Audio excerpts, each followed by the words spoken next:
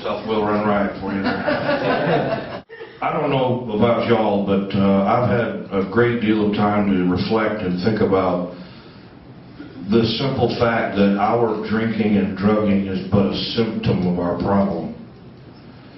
And I can go back to my earliest memories, and I can see very clearly what we call the spiritual malady.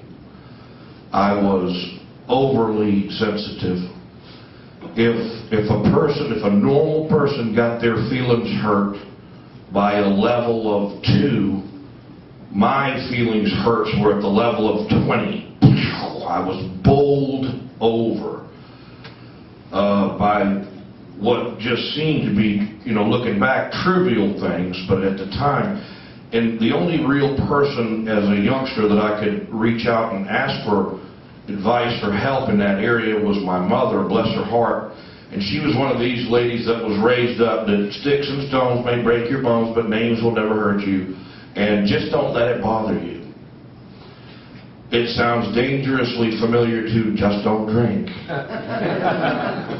Because I didn't have the ability to just don't let stuff bother me. I really didn't, man. I was powerless over a lot of my emotions, and I'm going to tell you, into my adulthood, when I realized that my emotions could be dangerous, I developed a fear of feeling anything.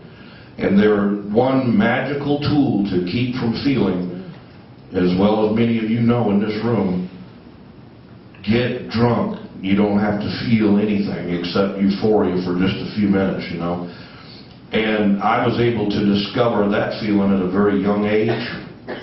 At 11 years old, I had already had the growth spurt. I was almost 6 feet tall, except I didn't have the width spurt. So I looked like a cross between a twig and a twig. My Adam's apple stuck out to about right here. I had the cross between a Maine and a Florida accent. If you can imagine that. I would say, look at that car. Man, that's a wicked nice car. I'm saying car, but it came out car. Hey man, I was not okay. I had a hole in me the size of God. And I do want to share with y'all, because one of the big book doesn't say hundreds of things. It says about 6 things hundreds of times. And one of the things that the book says hundreds of times is that the solution for addiction is spiritual, and it is found deep within us. I searched for God in every external area that he could be searched for, in money and in women and in relationships and drugs and alcohol. I searched for wholeness or completeness. And at a very early age, I found a chemical completeness with alcohol and drugs, because my parents, they really loved me. They wanted the best for me. But when you see a little baby playing with a razor blade, a good parent is going to do what? Take it away. Reach in and try to snatch that blade away from them as quick as they can, because they're going to cut themselves to pieces with it. But the minute you snatch that razor blade from that baby, what's the baby going to do? Going to cry.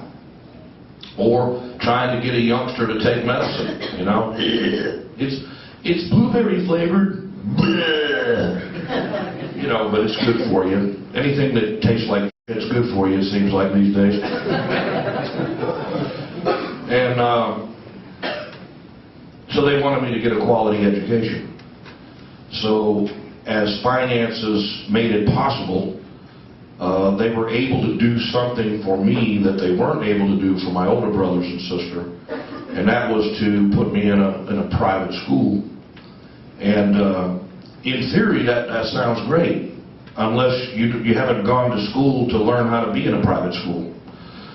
And as you do when you get ready to start a brand new school, you go shopping for the new school clothes, and we went to where you get, high quality clothing at Kmart.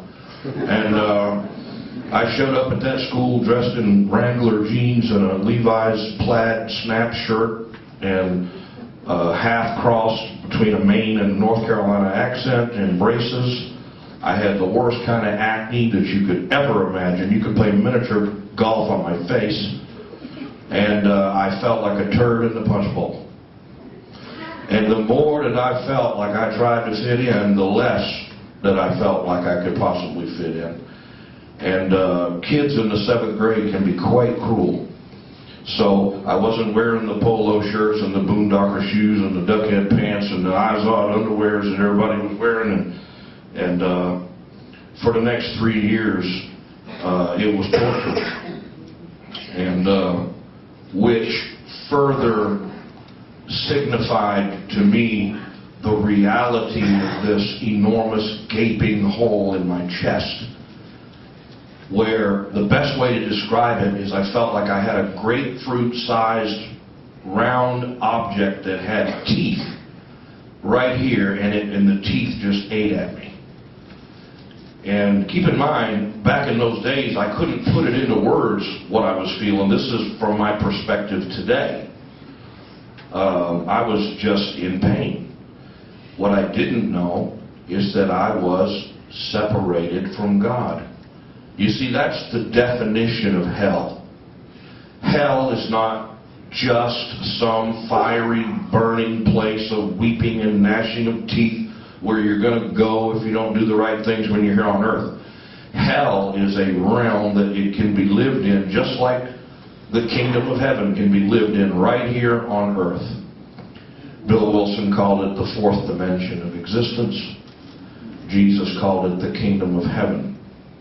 He said, repent, for the kingdom of heaven is at hand. And what he meant by that was turn from self, and you can dwell in an incredibly peaceful, wonderful, fulfilling place right here on earth. And I want y'all to know that it's the program of Alcoholics Anonymous that taught that to me, that this place is possible for me to live in if I could just find a way to reduce my ego, because ego and God can't exist in the same vacuum. Where one is pushed out, the other fills and takes its place. When we draw the circles up on the board where you got a little bitty self and a big spirit representing recovery, and then the other circle that has the big self and the little bitty spirit being pushed out by self. And if you want to know one of the most profound definitions of the word sin that I've ever heard, is simply self in action. I found that I do not get near the amount of spiritual consequences for my thoughts today as I do for my actions. And thank God, because I think a lot of atrocious stuff. Okay? If we were getting to the point where I had to feel spiritual consequences for everything I thought, I'd be in big trouble. I'm serious. Think about it. How many times do y'all think raunchy stuff all day? And then you go and you look at what the great master said about that. He said, well, it's better to poke your eye out if it's lusting, and I understand what he meant by that. He's like, lusting begins with the eye across the room, and AA guy meets AA girl on AA campus. It's spiritual. But it was also interesting to me that to find out that the word sin was an ancient Hebrew archery term that simply means off the mark. And I think that's what the founders of AA meant when they said no one among us has been able to maintain anything like perfect adherence to these principles. We're not saints. And I also think that I absolutely deliberately manufactured a lot of unnecessary misery for myself because I was holding myself accountable to a level of perfection. And if we hold ourselves accountable to a level of perfection, then do we really need God? Does a perfect person need God? No. A perfect person doesn't need God, because I was perfect several times. And I didn't need God. So, I took a drink at age 11, and all of that crap went away. The voices in my head went from this terrible yelling and screaming and just this horrible sound to where they were singing in perfect harmony. I felt at one with the universe. That's what drinking and drugging did for me. Day one. So imagine how offended I was at age 17 when my family did an intervention and threw me into a treatment center. They gave me the ultimatum. It's either go to treatment or, back in the 80s they had people that were given good advice on how to do interventions. And basically interventions boiled down to get the family united, get them together, and threaten never to talk to them again if they don't go to treatment. Or if you can wield any financial pressure over them, you're never going to get any more money until you go to treatment. And in my case, I was privy to working in a family business, so they had an opportunity to really shut me off plenty good, so I did what I had to do. I went to treatment. I was 17 years old. I popped into this treatment center, a local one, and the first thing I noticed that I was way younger than anybody in there. And one of my first experiences, and I don't know if you guys ever had this experience, but they brought me into this meeting where all the chairs were in a circle, which I thought was kind of odd. And then they brought this funny-looking chair that had a broken back, and they set it in the center of the circle. And that looked suspect to me, because I imagined I was probably going to end up sitting in that damn thing before it was all over with. And they brought all these guys in there, and they had a couple counselors in there, and the first guy spoke up to my right, and he said, "My name's Jim, and I'm an alcoholic." And everybody went, "Hi, Jim!" And I thought, damn, that is a popular son of a bitch. And then the next guy said, "Well, my name's Frank, and I'm an alcoholic." And they all screamed, "Hi, Frank." I said, "Well, they like him too." Because I'd never been exposed to any recovery. I didn't know what AA etiquette was. I just know that when they got to the next guy, I'll never forget it as long as I live. He said, "My name's Jerome, and I don't think I'm no alcoholic." Oh my God! All of a sudden, he's sitting in the funny little chair, and they're yelling, "You're in denial!" He's crying. I got sweat pouring down my damn forehead. I don't know what's going on. They get around to me and they said, "Who are you?" I said, "I'm Stephen. You can bet your ass I'm an alcoholic." I didn't have a clue what it meant to be one, but I assure you I was one.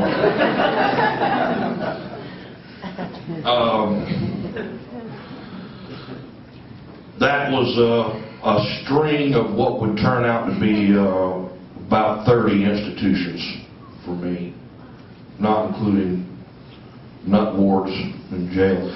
Alcoholics tend to show up in nut wards. I did. I'd walk in with the nut ward shuffle. Y'all know what that looks like? For those of you that have forgotten, it looks like this. Can I have a drag, man? And then you get in the nut ward, and there's no lighters allowed, but they got this box hanging on the wall. And you push a button, and you can stick your cigarette in the little hole. And when I walked in, I kept seeing people going like this. And I thought to myself, is there somebody out there? They were lighting their cigarettes. And then, of course, they give you the medicine, and it's wild because every time I get locked up, I'd be going through detox, suffering in some way. And then they come around with this little basket of jelly beans. And I'd swig them down, and boy, about 30 minutes later, I'm making some moccasins. I feel great! About 4 hours later, I'm not feeling too good again, and here they come with them jelly beans again. I bounced in and out of this program, to be quite honest with you, because I was an unaware victim of the dilution and watering down of the Alcoholics Anonymous program. In the early days, in the 40s and 50s, when a man was hitting bottom with his drinking, the men or women from Alcoholics Anonymous would come to him the morning after when he finishes the binge, when he is most able to see the truth. The alcoholic has a very short window when we can see the truth.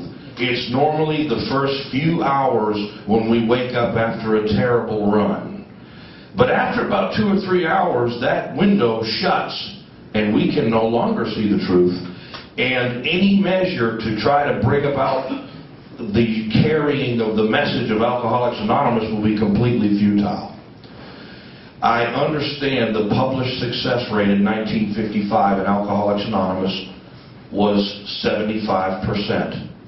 Of those who came to AA and really tried, 50% got sober at once and remained that way. 25% sobered up after some relapses.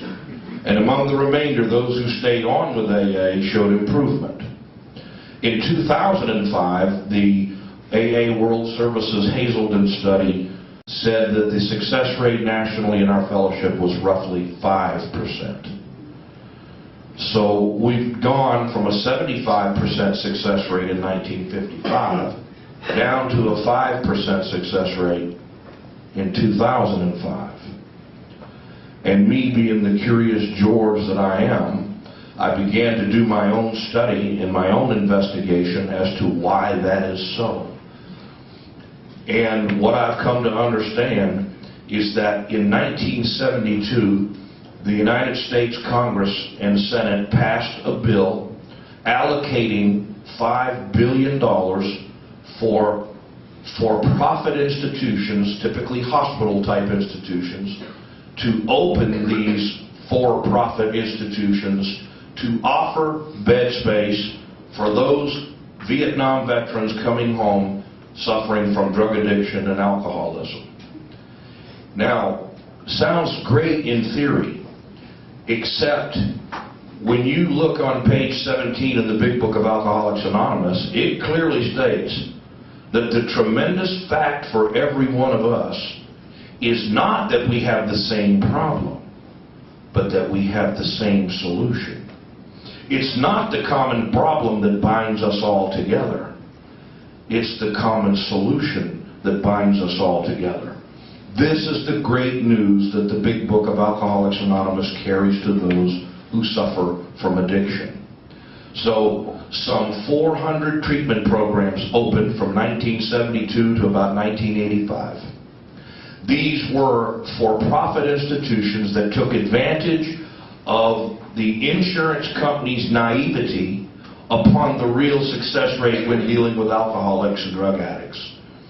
And the average cost of these centers in the mid-80s was roughly $1,000 per day. And insurance companies went broke, spending billions and billions of dollars for these 28-day treatment. I'm not going to call them programs because they did not offer a bona fide treatment program. By its very definition, the word program is a planned, precise sequence of events that occurs that brings about a conclusion. Is making moccasins a planned, precise sequence of events that bring about a conclusion? Is sitting in the hot seat, getting your ass chewed by a bunch of strangers a planned, precise sequence of events that occur that brings about a conclusion? No. Any more than just attending a meeting or doing a counseling session. These activities are all good, but they do not bring about recovery from addiction. So, by the tens, by the hundreds of thousands, these people were pushed into these treatment programs, a lot of them by society, by judges, law enforcement. We went through a phase in this country where judges were sending some people to these treatment centers at a record rate. And when these people finished their programs, guess where they were being told to go from there? To Alcoholics Anonymous. So by the hundreds of thousands, people piled into AA, not all of them real addicts like us. You see, not everybody that gets a DUI is a real alcoholic. Not everybody that snorts cocaine is a real addict. There are people that are, the big book refers to them as the continuous hard user. This person, if circumstances present themselves in such a way, this person can stop. The real addict, it doesn't matter what circumstances present themselves, we can't stop. Y'all know the difference, right? The guy that goes to court and the judge said, if you ever end up here again, you're going away for life. And then, you know, if that was me, I'd be popping Xanaxes as he's saying that to me. But the hard user, that is a sufficient amount of warning for this guy to say, all right, I'm not going to drink anymore. So he piles into AA, and guess what he does? He does not drink, and he goes to meetings. Fast forward 15 years, now he's an old-timer. And along comes somebody dying from the illness of addiction like you. You pile into the meeting and you say, please help me. And the old-timer of the group, and typically these are the most verbal people in the groups too.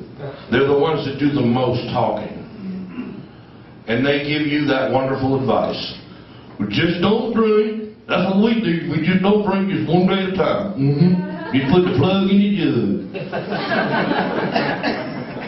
And I'm sitting there going, if I could put the plug in the jug, would I need to come to this meeting? The problem would be solved. Just put the plug in your jug. Steve, where are you at? I'm putting the plug in the jug. Where are you at? I don't need to go to that stupid meeting. Just put the plug in the jug, man. Nancy Reagan, bless her heart, just say no. Just to tell an alcoholic to just say no is to tell a schizophrenic to just don't hear voices. Or to tell a homeless guy to just buy a house. You see, just buy a house is not representative of the truth about homelessness, any more than just don't drink is representative of the truth about addiction. And so the true spiritual message becomes watered down and diluted. And pretty soon, slowly, the big book is pushed on out. And now we have open discussion meetings.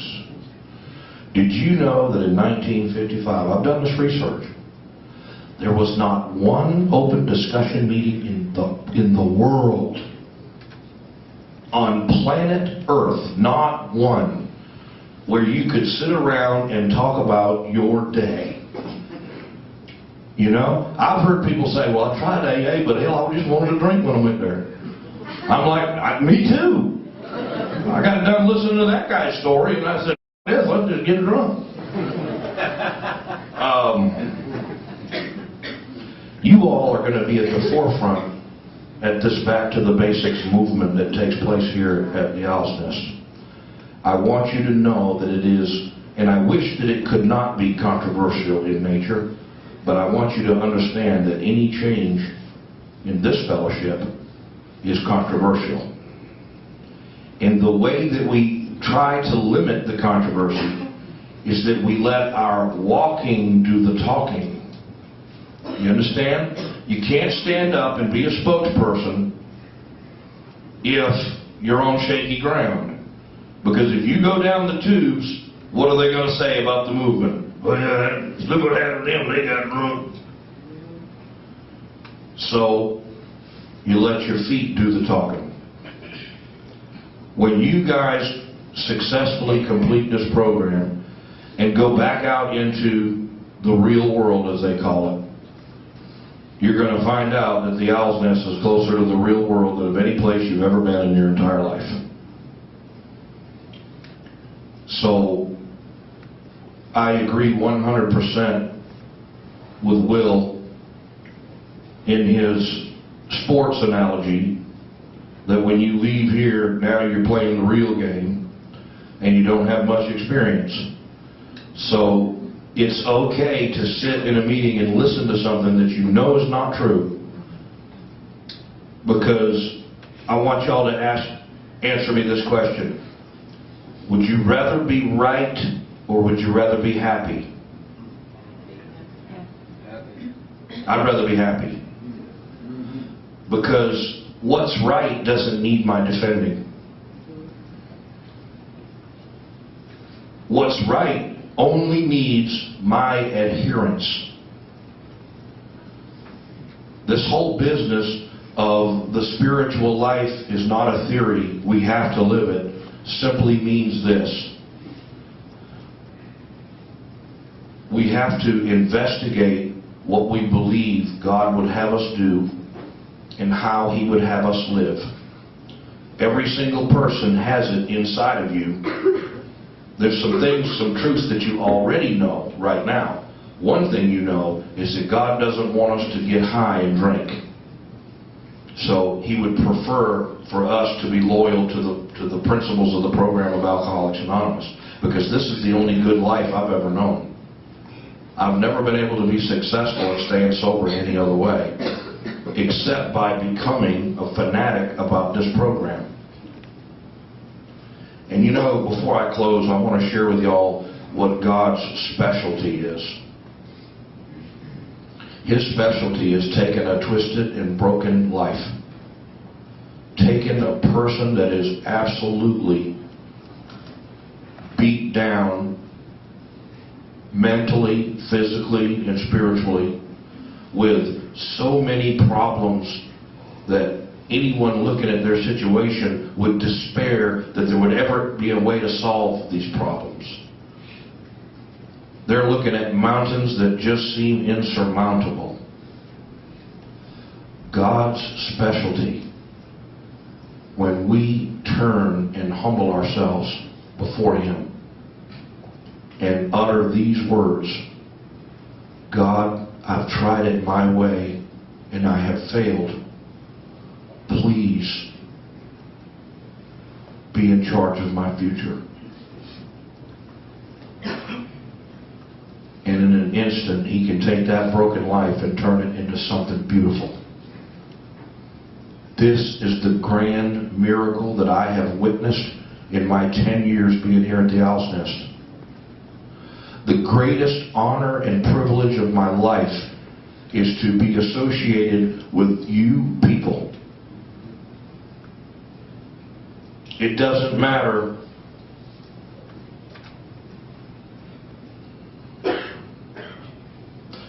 poor choice of words. Let me say this.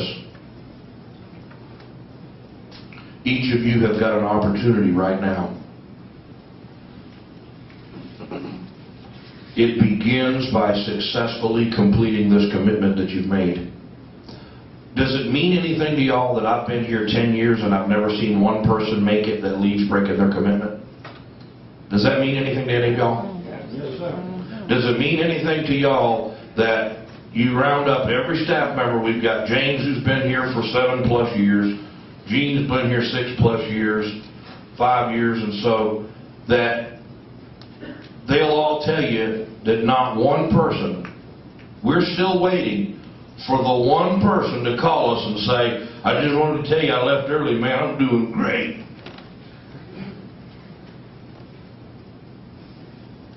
Still waiting. I have come to understand the reason that is that God is not in the commitment breaking business. And breaking commitments brings about spiritual consequences that you can't run from, you can't hide from, and you can't stay sober through them. And that's the truth about that. You know, so we need to pray for these individuals that get cured or whatever and start making decisions for themselves again. very quickly? You know, the underlying concept of turning one's will and life over to the care of God is the idea of quitting playing God and deciding from this moment forward God's going to be the director. If I could just slow my mind down enough to say, is this truly what God would have me do, before I say or do things, I think that I would be in a lot more firmer spiritual place. But I'm a human being like the rest of us.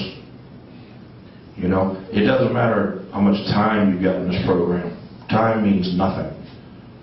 It's the quality of your time, not the quantity of it. Because I can assure you that on any given day, there are some of you with 3 weeks sober that are way in a better spiritual place than me. It just depends on where I'm at, if I'm adhering to the instructions in steps 10 and 11. Okay? So I'm going to close with a story about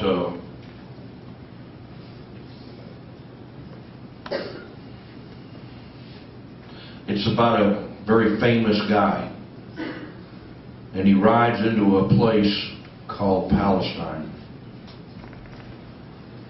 And the story says that the multitudes gathered, and if we study original Greek translation, the word multitude means 3,000 people or more. So I want you to imagine 3,000 people piling into the street just to get a glimpse of this one famous fella. The story says then that a congenitally blind man, a man blind from birth, worked his way through a crowd of 3,000 people to get close enough to what he believed was the solution for his brokenness. And the story says that he got so close he reached out and could touch the clothing of the great master, where he was scolded by Peter. And Peter hollered at him and said, "Hey, you, go on from here." They were in South Carolina somewhere. Go on from here. But he didn't go on from him. He stood firm. And the great master said, "Don't talk to people like that, Peter." And he asked the blind man what his problem was. And the blind man said, "Sir, I am blind from birth." And the story goes on to say that the great master formulated a saliva, and he spat on the earth, and he formulated a mud, and he rubbed it on his eyelids and instructed him to go to a particular pool. And he washed the mud off, and he had sight. Very powerful miracle, and a story that goes to the heart of the miracle-working power of God. Just out of curiosity, how many of y'all have heard that story or a version of the word of that story? Raise your hand. Okay. That's how everybody tells the story. Every preacher I've ever heard talks from the perspective of what God did. Nobody talks about what the blind man did, or more importantly, what he didn't do. So I'd like to go right back and tell you that very same story, except this time I'm going to tell it from the perspective of what the blind man did, or more importantly, what he didn't do. Y'all interested? Y'all interested? Famous guy rides into Palestine, riding on a donkey. 3,000 people or more piled into the streets. A congenitally blind man, a man blind from birth, had enough willingness to work his way through a crowd of 3,000 people to get close enough to what he believed was the solution. He was going after it. Do you think he may have had to ask for help to find a guy in a crowd of 3,000 people being blind and all? Do you think he may have had to ask more than one person? It would seem to me that he would have to ask about every third step. All right, which way is he at now? Okay, where's he at now? And then what happens if he ran across a guy who was a practical joker and sent him in the wrong direction? You know how kids, if you ask them direction, they're like, yeah, you need to go down here about 5 lights and take a right. As soon as they pull off, they're like, hey man, that place is down here. I know. Sending people on a wild goose chase. So he had willingness to go to any lengths. The next thing that the blind man didn't do is he did not falter at the first sign of things not going his way. He was not letting anything go his way, especially somebody.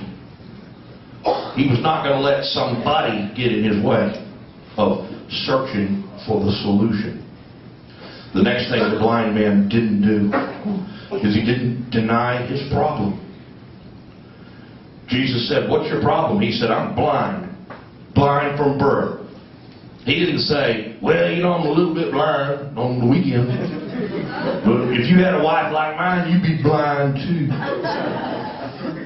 I only am halfway blind with wine. I love the alcoholics that only drink wine. They are the sickest to start off with. They're like, I just want to drink a little bit of wine.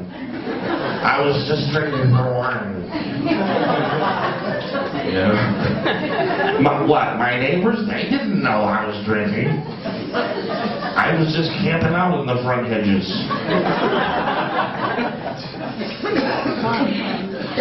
There I was in my neighbor's hedges, partying. No, he did not deny his problem. The next thing the blind man didn't do is he did not question the method of treatment. Think about it. What would we say if we went into the doctor's office and said, man, I got a real problem drinking? And he went,